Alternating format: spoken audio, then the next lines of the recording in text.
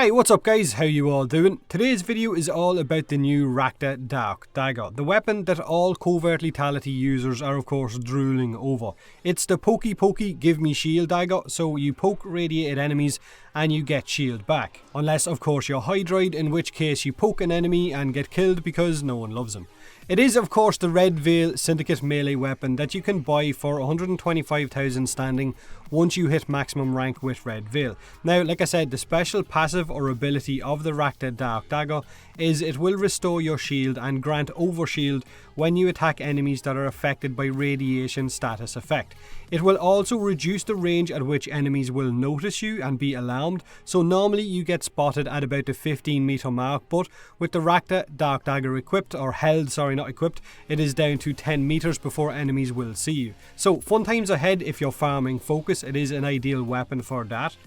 Now here's the thing, this weapon deals 50 radiation damage as its base damage type, but its status chance is only 10%, which isn't great for a weapon that heavily relies on status to give you more shield. So unless you're running with the other Red Veil Syndicate augment mod called Gleaming Blight, then you're going to take a while to pop some overshield.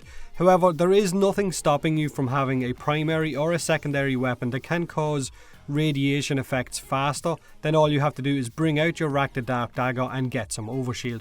Or like I said, if you have the Gleaming Blight mod and some dual status mods on as well, then you should be okay. Now here is what I really like about this weapon. Right now you can have radiation, corrosive and the viral Gleaming Blight effect on the Rakta Dagger, making it incredibly good. Radiation for shield regeneration and overshield, corrosive for stripping armor, and of course the Gleaming Blight effect to strip health with that viral.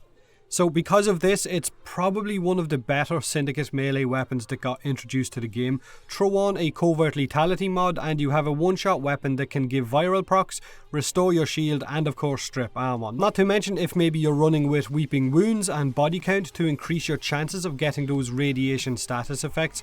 It all just adds to how good this weapon can be, and of course it is a straight upgrade from the normal Dagger, unlike the Cyanide Heliocore, which is bloody terrible. It's probably the worst out of the bunch of new weapons that got added. And the Telos Boltus, as good and fun as it looks, it really makes me feel dizzy just looking at it in action, having to spin to get those effects. Now this will probably be my go-to focus farming weapon with covert lethality, simply because of how effective it is, but that's a personal choice I guess, depending on what you like your dagger to look like once you've got covert lethality. Maybe the actual design of the dagger I'm not entirely fond of, but it is what it is. Now with regards modding my Rakta Dagger, for stealth runs I've left out the Gleaming Blight augment simply because of the effect can still alert enemies when they see another enemy drop dead in front of them, and it can kind of break that multiplier that you've got going. Now covert lethality depends on the frame I guess I'm going to be using, whether or not they have ways to open enemies for finishers, like say a Sleep Equinox or an Avara or an Inaros or a Blind Excalibur and so on. Remember, whatever frame you're running with your covert lethality is entirely up to you. Once you're having fun, the same goes for your build. Once it suits your playstyle, then that's the main thing. Let me know what you guys think of the Dagger. Is it one of the better ones of the new Syndicate melee weapons? Don't forget to leave a like if you enjoyed the video, or don't if you didn't. Subscribe for more Warframe, and as always, thanks very much for watching.